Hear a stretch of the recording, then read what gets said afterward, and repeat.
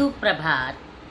कक्षा दूसरी, विषय हिंदी, उप विषय पाठ 2, स्वर वर्ण। पुस्तक का नाम नई गुलमोहर हिंदी व्याकरण। व्याख्यान 1। आज हम इस व्याख्यान 1 में स्वर वर्ण के बारे में जानेंगे। वर्ण के बारे में जानेंगे। पहले चित्र को देखते हैं और समझते हैं।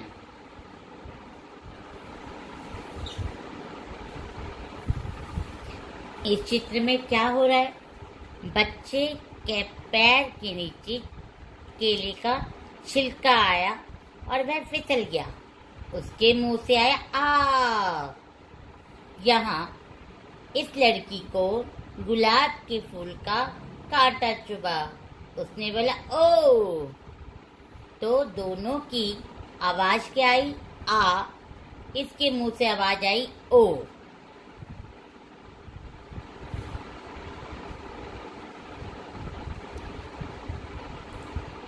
तो बच्चों, ध्वनियों को लिखकर दिखाने के लिए हर भाषा में कुछ चिन्ह बनाए जाते हैं।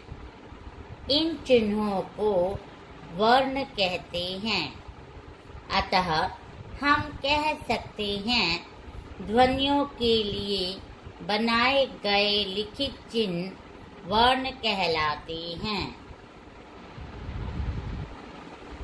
एक बार पुनः हम इनको समझते हैं। ध्वनियों को लिखकर दिखाने के लिए हर भाषा में कुछ चिन्ह बनाए जाते हैं। इन चिन्हों को वर्ण कहते हैं। अतः हम कह सकते हैं ध्वनियों के लिए बनाए गए लिखित चिन्ह वर्ण कहलाते हैं। शब्दों में स्वर कितने प्रकार के होते हैं? 2 तरह से बोले जाते हैं। शब्दों में स्वर 2 तरह से बोले जाते हैं, स्वतंत्र रूप से तथा व्यंजनों के साथ मिलाकर। क्या बोला मैंने? एक तो स्वतंत्र रूप से बोले जाते हैं और दूसरा व्यंजनों के साथ मिलाकर। अब स्वतंत्र रूप से कैसे बोलते हैं देखते हैं। नंबर 1, स्वतंत्र रूप में बोले जाने वाले स्वरों के वर्ण वही कौन से होते हैं? जैसे अ, आ, ई, उ, ऊ, री, ए, ओ, औ। देखा, इसमें क्या है? स्वतंत्र रूप से बोला गया। इसे किसी व्यंजनों के साथ मिलाकर अभी नहीं बोला गया। ये स्वतंत्र रूप से बोले जाते हैं। कौन कौन से जो स्वतंत्र रूप से बोले जाते हैं? अ, आ, ई, उ, ऊ, री, ए, ओ, औ। अब दूसरा भी जान लेते हैं हम। व्यंजनों के साथ मिलाकर बोले जाने वाले स्वरों के वर्ण या मात्रा चिन्ह कहा जाता है। उसे क्या बोलते हैं? मात्रा चिन्ह। वहां पर देखो, जैसे अ था, अ का कोई भी मात्रा चिन्ह नहीं होता। आ का मात्रा चिन्ह होता है आ की मात्रा। छोटी ई की होती है ई की मात्रा जो आगे से लगाई जाती है। बड़ी ई की है जो पीछे से लगाई जाती है। और छोटे ऊ की जो नीचे व्यंजन के नीचे लगता है। और बड़े ऊ भी व्यंजन के नीचे बाहर की साइड लगता है। और री जो व्यंजन के नीचे लगता है। ए जो व्यंजन के ऊपर एक मात्रा लगाई जाती है। आई क्या होती है? जो व्यंजन के ऊपर 2 मात्रा लगाई जाती है। ओ कौन सी होती है? जो व्यंजन के साथ आ की मात्रा के ऊपर एक और मात्रा लगती है। और औ का क्या है? आ की मात्रा पर 2 मात्रा लगाई जाती है। तो ये सभी क्या है, मात्रा चिन्ह हैं। जैसे अ का मैंने बताया कोई नहीं है। अगर हमारी आवाज आ की आ रही है तो हम ऐसा मात्रा चिन्ह लगाएंगे व्यंजन के बाद में। ई की मात्रा आई तो व्यंजन से पहले हम ऐसी मात्रा लगाएंगे। बड़ी ई की आवाज आएगी तो हम व्यंजन के पीछे की साइड लगाएंगे। ऊ की आवाज आई तो हम व्यंजन के नीचे लगाएंगे। ऊ की आई तो हम व्यंजन के नीचे बाहर की साइड लगाएंगे। और री आई तो हम व्यंजन के नीचे सी तरीके से लगाएंगे। एक की आवाज आई तो हम व्यंजन के ऊपर एक मात्रा लगाएंगे। ए की आवाज आई तो हम व्यंजन के ऊपर दो मात्रा लगाएंगे। ओ की आवाज आएगी तो हम व्यंजन के बाद इस तरह के कच्चे मात्रा चिन्ह का प्रयोग करेंगे। और औ की आवाज आई तो हम मात्रा के बाद इस तरह के व्यंजन की मात्रा चिन्ह लगाएंगे। तो जाना आपने इनके मात्रा चिन्ह कौन कौन से होते, किस प्रकार लगते हैं, व्यंजन के कहाँ लगते हैं। अब हम जानते हैं सभी स्वर, ध्वनियाँ तथा उनके वर्ण हिंदी में संस्कृत से आए हैं। कहाँ से आए हैं, संस्कृत से आए हैं। इनके अलावा हिंदी में कुछ नए स्वर भी मिलते हैं। अब आप जानेंगे कि इन जो व्यंजनों के अलावा जो हमारे नए स्वर आए हैं हिंदी में, जो संस्कृत में नहीं थे, जो हमारे संस्कृत में नहीं थे, वे कौन से हैं। नए स्वर। नए स्वर दो तरह के होते हैं। कितनी तरह के होते हैं, दो तरह के होते हैं। नंबर 1 आगत स्वर। कौन सा स्वर है, आगत स्वर। अब आप जानेंगे आगत स्वर क्या है। आगत शब्द का अर्थ है आया हुआ। आगत शब्द का अर्थ है आया हुआ। जो स्वर अंग्रेजी आदि एक विदेशी भाषाओं से हिंदी में आए हैं उन्हें आगत स्वर कहते हैं। क्या बोला, आगत स्वर। जो स्वर अंग्रेजी आदि एक विदेशी भाषाओं से हिंदी में आए हैं उन्हें आगत स्वर कहते हैं। हिंदी में एक ही आगत स्वर है तथा इसके लिए आ मतलब देखो चांद, इसमें बिंदी नहीं है, सिर्फ चांद है।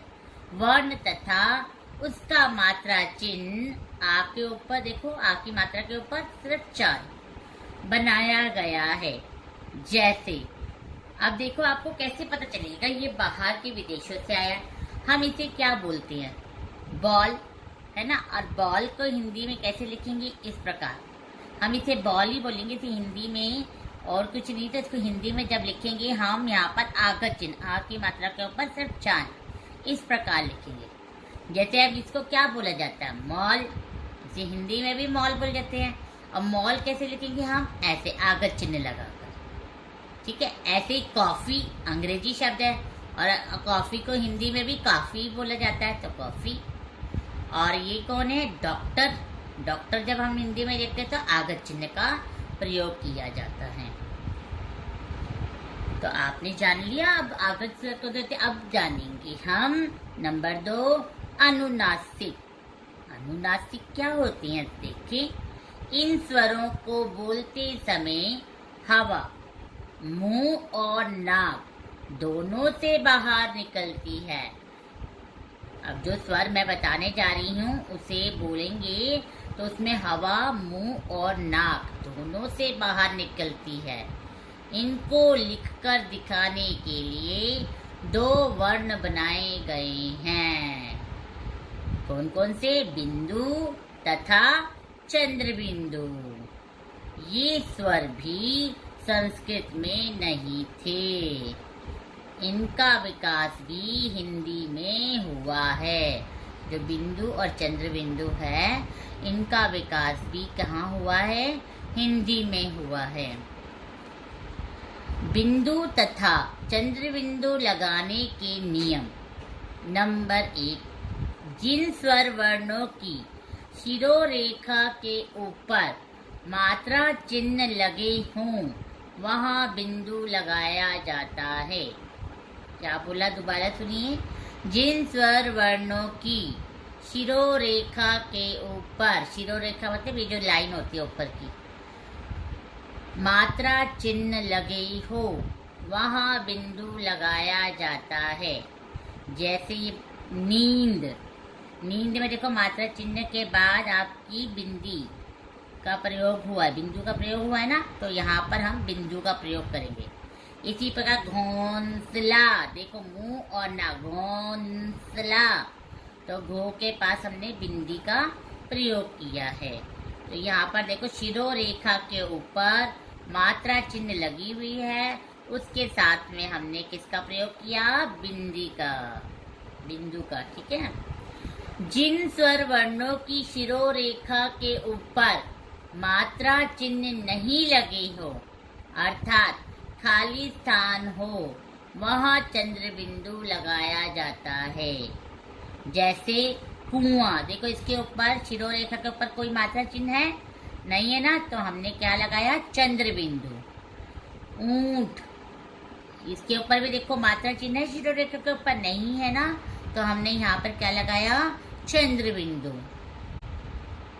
तो बच्चों हमने क्या सीखा, हमने सीखा स्वरों के लिए दो तरह के वर्ण विकसित किए गए हैं। स्वतंत्र रूप से बोले जाने वाले स्वरों के वर्ण तथा व्यंजनों के साथ मिलाकर बोले जाने वाले स्वरों के वर्ण या मात्रा चिन्ह। समझा? और क्या सीखा हमने? नंबर 2, विदेशी भाषाओं से आने वाले स्वर को आगत स्वर कहते हैं। हिंदी में आगत स्वर आ का चिन्ह लगा है, जैसे आ की मात्रा पे सिर्फ चांद, चंद्र बिंदु ने चांद। अगला तीसरे नंबर पे हमने क्या सीखा? अनुनासिक वे स्वर हैं जिनको बोलते समय हवा मुंह और नाक दोनों से बाहर निकलती है। इनको लिखने के लिए बिंदु मतलब ऐसे इस प्रकार तथा चंद्र बिंदु चांद के ऊपर बिंदी चिन्ह बनाए गए हैं।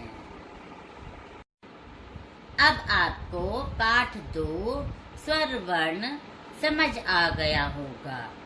तो बच्चों आज आपका गृह कार्य रहेगा, क्या रहेगा देखते हैं।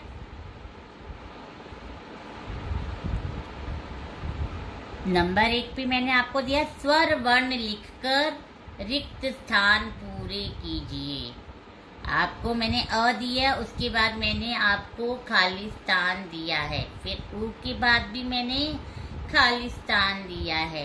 तो आपको क्या करना है, अ के बाद क्या आता है लिखिए, फिर उसके बाद क्या आता है, फिर उसके बाद क्या आता है, फिर उसके बाद क्या आता है। इस प्रकार क्रमानुसार आप इसे बीच बीच में जो दिए गए खाली स्थान है उसे आप अपनी उत्तर पुस्तिका में लिखेंगे।